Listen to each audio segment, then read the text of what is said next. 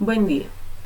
En nuestro medio existen ciertos documentos ya bastante especializados que es indispensable conocerlos, cómo se elaboran, en qué consisten y en qué momento es oportuno elaborarlos.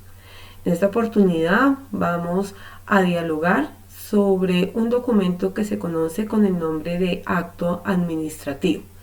Este documento se puede utilizar comúnmente en, a nivel de las empresas estatales, pero también puede ser utilizado en empresas privadas. Entonces, en esta hora vamos a tocar este tema para comprender cuál es la naturaleza de este documento. Comencemos.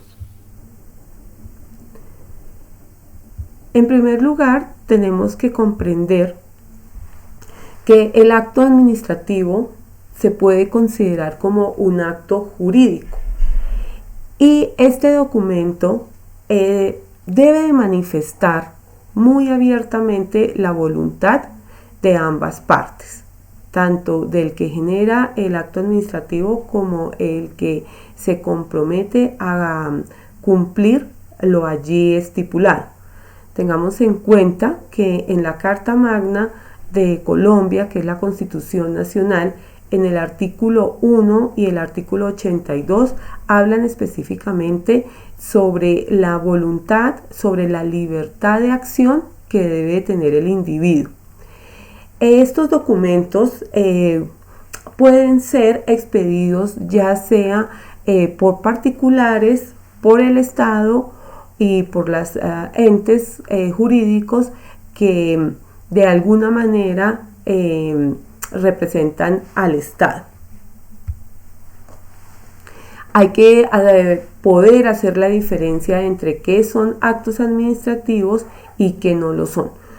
Actos administrativos es cuando las dos partes se están comprometiendo a alguna acción, a alguna actividad específica. Mientras que el hecho administrativo, que de pronto se presta para confusión con un acto administrativo, es cuando se genera ya la acción como tal. Por eso se denomina un hecho. Entonces puede ser dignamente prestar un servicio de carácter público, como los ejemplos que nos están mencionando acá. Arreglar una calle o hacer una construcción donde no es de carácter privado, sino va a ser de beneficio para toda una comunidad, realizar alguna actividad que de acuerdo a mi cargo y a las funciones entregadas se deben de realizar, mientras que en el acto administrativo es indispensable que se manifieste la voluntad de la persona. Entonces nos dice, por ejemplo, conceder o negar jubilaciones, designar empleados o funcionarios públicos. Para designarlos es indispensable que haya un acto administrativo donde la persona que está recibiendo el nombramiento se comprometa a ejercer la función que se le está entregando. Otorgar concesiones para explotar servicios públicos puede ser otro ejemplo. En este caso se está comprometiendo a que por un determinado monto o valor una empresa o una persona natural va a poder beneficiarse de ciertos servicios públicos. Bien. ¿Qué es necesario para darle forma al acto administrativo? Como ya lo hemos dicho, el primer factor es la voluntad. Esa es una exigencia material, es decir, si la persona no está ejerciendo este derecho fundamental que es la libertad, no se podría llamar acto administrativo. Es indispensable que ella manifieste la total voluntad para realizar el acto administrativo en cuestión. Pero también hay otros factores que ya son de orden jurídico. y es en cuanto a lo que tiene que ver con el procedimiento como tal. Entonces, el primero, y que tiene que ver mucho con la exigencia material, es el respeto a las garantías de los administrados, es decir, que de ninguna forma se refleje que están siendo violados de alguna manera los derechos fundamentales del ciudadano. Otra razón del orden jurídico es las razones internas de la organización y de los órganos del Estado. Es decir, ¿qué motiva a la organización a plantear o a pactar entre la otra parte este acto administrativo, este compromiso que se está adquiriendo? ¿Cuáles son las razones, el por qué? Y por último, se cuenta con la veracidad de las declaraciones de ambas partes. Es decir, que el documento no puede tener sombra de pronto de falsedad de lo que contiene. Hablemos ahora sobre cuáles elementos debe tener el acto administrativo. Entonces, debe de tener voluntad para producir efectos jurídicos y que se dicte en ejercicio de la función administrativa o por cualquier órgano del Estado e incluso por particulares. Se le atribuyen condiciones de existencia, es decir, que es real, que efectivamente existe, de validez siempre y cuando no se esté vulnerando ningún derecho, y de eficacia porque está logrando el objetivo que se está proponiendo. Para que todo esto pueda materializarse, debe de haber voluntad de parte de ambas partes. Esta es la palabra principal cuando hablamos de un acto administrativo. Debe de haber reflexión, y cuando hablamos de reflexión quiere decir que se ha estudiado, se ha evaluado todas las circunstancias y todo lo que conlleva el aceptar un acto administrativo. Entonces, la persona realmente es consciente de todas las obligaciones y derechos que está adquiriendo a través de un acto administrativo. Por consiguiente, pues debe de haber un conocimiento o comprensión sobre lo que se está haciendo frente al acto administrativo. Se declaran en el ejercicio de la función administrativa y producen efectos jurídicos de carácter general o individual. Es decir, un acto administrativo divinamente puede ser demandado. Uno de los elementos principales y más característicos de un acto administrativo son las cláusulas que contiene dicho acto administrativo. En esas cláusulas se refieren al objeto contenido, van a ser muy explícitas en cuanto a qué se busca a través de este acto administrativo.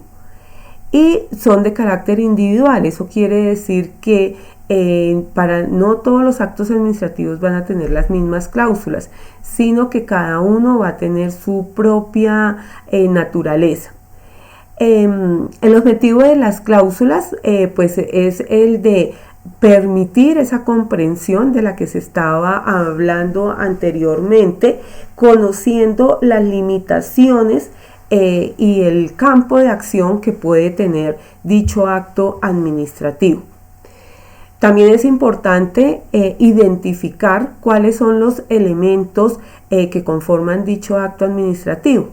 Entre los más relevantes encontramos el sujeto, es decir, las dos partes que están participando del acto administrativo, el objeto, es decir, qué motiva a levantar este acto administrativo, la finalidad, es decir, cómo se va a lograr ese objeto, La forma del acto administrativo y sus proyecciones, es decir, cómo se elaboró ese acto administrativo, lógicamente la preparación del documento como tal, la motivación, es decir, qué necesidad se evidenció para que la razón de ser del acto administrativo, por qué se va a hacer el acto administrativo. Y por supuesto la expedición y comunicación de los actos administrativos, porque estos documentos podríamos decir que son de carácter público, no deben de ser secretos ni guardados. También es importante tener en cuenta ese objeto del acto administrativo como debe ser.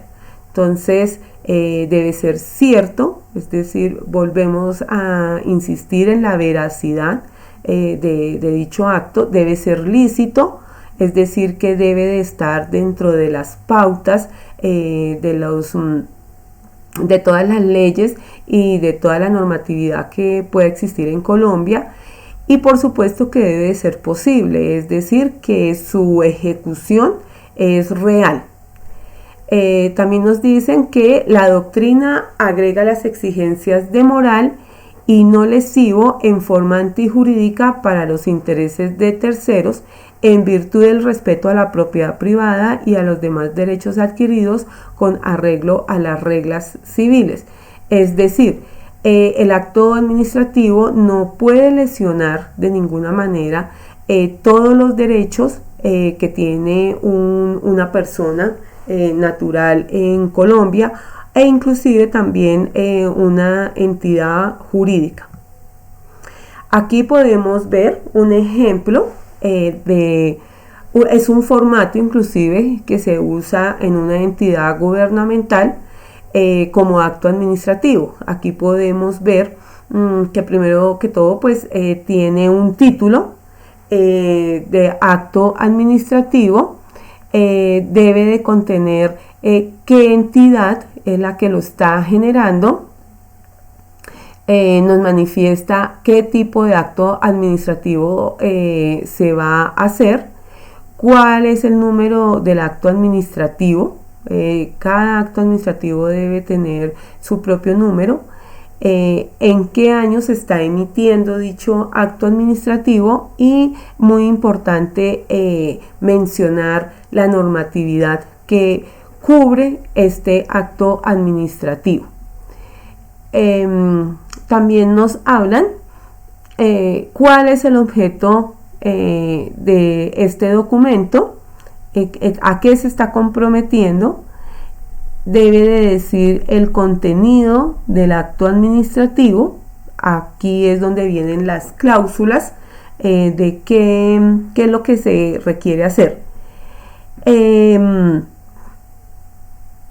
Considerando entonces se menciona la normatividad que permite hacer válido este documento, decreta, es decir, ahí vienen ya las pautas que deben de contener a qué se está comprometiendo tanto una parte como la otra, debe de estar firmado por el funcionario encargado de estos documentos y con todos sus mencionando todos sus su condición como funcionario público. Entonces aquí podemos evidenciar la importancia de este documento, ya sea que en un futuro podamos nosotros trabajar en una empresa que tiene contratos con entidades públicas, o ya sea que de pronto estemos trabajando como funcionarios públicos, poder tener la capacidad de conocer qué es un acto administrativo, o de pronto nosotros mismos poder estar siendo nombrados a través de un acto administrativo. Espero que esta pequeña explicación de qué es un acto administrativo sea de gran ayuda para las funciones que debe de ejercer como gestor administrativo en una entidad, ya sea de carácter público o privado. Espero en una próxima oportunidad poder estar explicando otro documento de esta naturaleza. Hasta pronto.